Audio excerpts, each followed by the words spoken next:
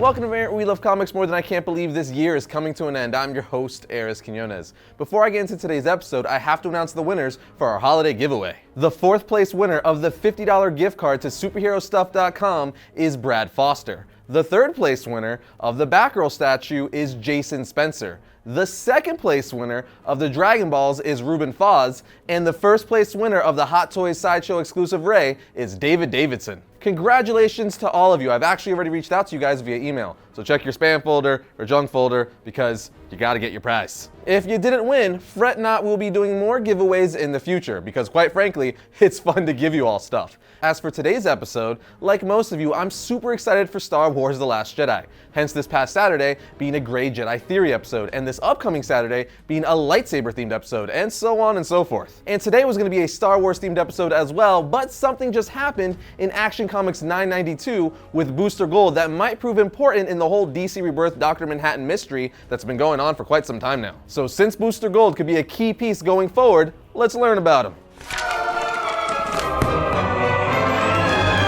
Michael John Carter, aka Booster Gold, first appeared in Booster Gold issue 1 in February of 1986. He was created by Dan Jurgens, who most famously created Doomsday and killed off Superman. As for Booster Gold, he was the first significant character introduced into the DC Universe continuity after Crisis on Infinite Earths. In the 30+ years Booster Gold has been around, he's appeared in several different comic titles and several different TV shows. That's right, he's no stranger to the small screen. He appeared in Smallville, which was one of my favorite episodes from the series. But he also appeared in Justice League Unlimited, Batman the Brave and the Bold, and the Justice League action cartoon, just to name a few. But now let's talk about his comic book origin.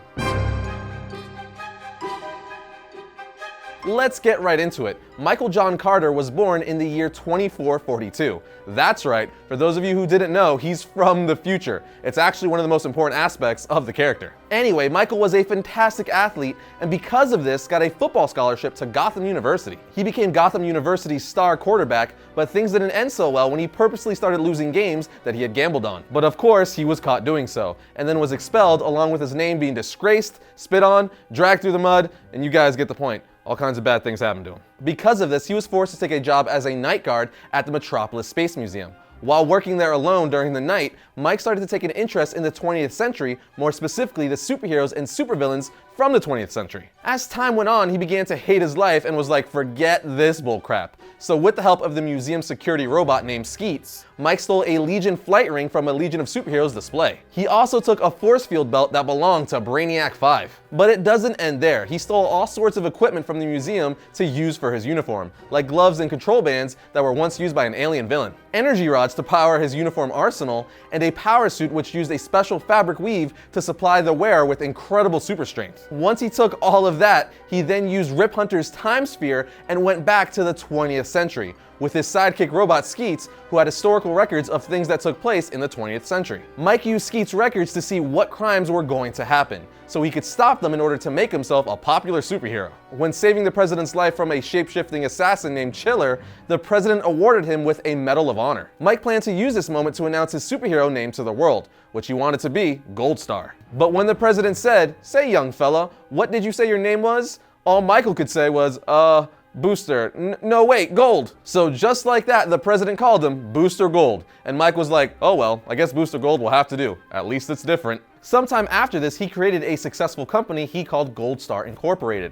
And just like that, my friends, the greatest superhero you've never heard of was born. Booster Gold. Gaining exposure from saving the president allowed Booster to get several movie and commercial deals. His sister Michelle Carter, powered by a magnetic suit, followed her brother's footsteps as Gold Star, which is what Booster Gold wanted his name to be.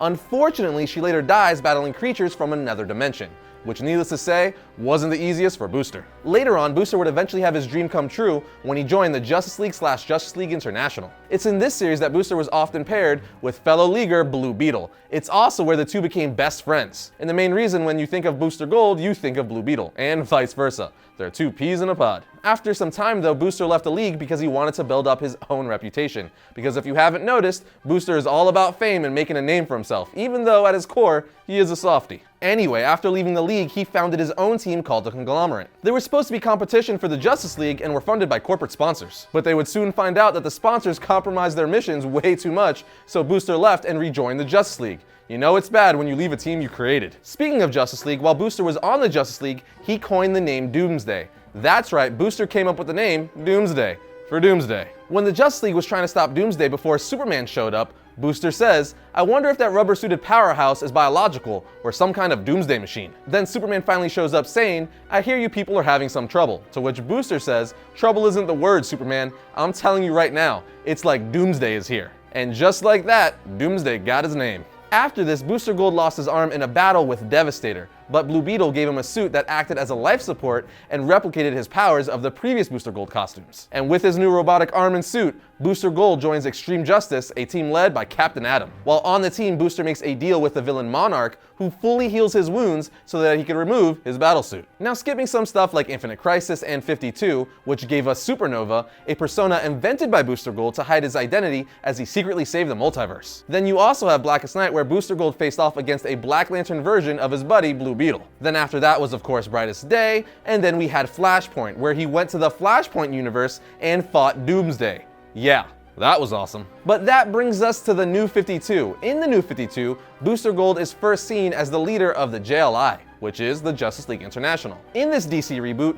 Booster is still portrayed with his original glory-seeking personality. He's also chosen by the United Nations to lead the Justice League International, due to his savvy PR sense. But to be honest, the New 52 Justice League International title wasn't one of my favorite titles by any means, and I think that's true across the board with all people because it only lasted 12 issues. Now I know what you're thinking, what about DC Rebirth, Arris? Well, he literally just appeared last week with Skeets in Action Comics issue 992, like I said at the beginning of the episode, and it's one of the main reasons I made this episode. Now I will say, if you don't want Action Comics 992 spoiled for you, or you don't want to know who Mr. Oz is, this is your spoiler warning. Again, if you don't want to know who Mr. Oz is and you don't want to know what happens in Action Comics issue 992, this is your spoiler warning. In a nutshell, Superman finds out that Mr. Oz is Jor-El, his father who somehow survived Krypton's explosion. Wanting more answers, Superman uses the freaking cosmic treadmill to go back in time to see what forces are affecting the universe. As soon as Superman travels back in time, Booster Gold and Skeet show up saying, "Superman, don't!" But it's too late. And Skeets even says, "It appears, Booster, we have arrived a second too late, and Superman has already left to the past via the time stream. Now the timeline itself is in danger of total collapse." And that's Booster Gold's most current appearance as of this episode, meaning it's time to move on to powers and abilities. Booster Gold's future power suit provides him with a number of powers like super strength. The guy can lift up to 200 tons. He also has wrist projectors that can shoot powerful force bolts. His suit is incredibly durable and can withstand gunfire and has a force field able to withstand powerful impacts. The force field is so strong, in fact, that it once withstood a punch from freaking Doomsday. He is also capable of disrupting objects on a molecular level, such as fusing them together. His goggles also give him infrared, ultraviolet, X-ray, and microscopic and telescopic vision, amongst more. And then of course he has his robot Skeets, who possesses vast historical knowledge and also has shown offensive capabilities such as blasters similar to the ones on Booster Gold's wrist. He has way more powers and abilities, but I think you guys get the point. He's from the future, meaning he has a bunch of advanced tech that makes him pretty dang powerful. As for reading recommendations, read Booster Gold's first solo series, his 2007 series, definitely read Justice League International, also Extreme Justice, the 52 series, and The Death of Superman. That should be enough to get you guys started. When you buy a domain name from domain.com, you get the power to influence and control what people find when they search for you online. No domain extension will help you tell your story like a .com or .net domain name. Domain.com is affordable, reliable, and easy to use. The guys at domain.com gave variants an awesome offer. Get 15% off domain.com's already affordable domain names and web hosting when you use the coupon code variant at checkout. So when you think domain names, think domain.com.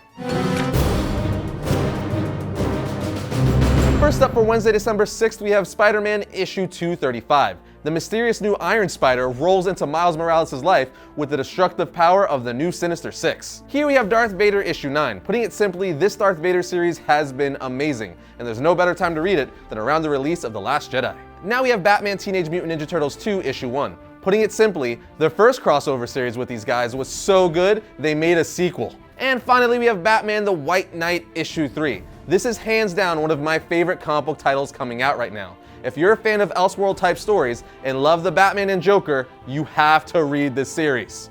And just like that, that brings another episode of Variant to a close. But remember to head over to variantcomics.com to chat with the rest of the Variant Nation and keep up with all things Variant. But I'll see you guys next time when I talk about all things comics.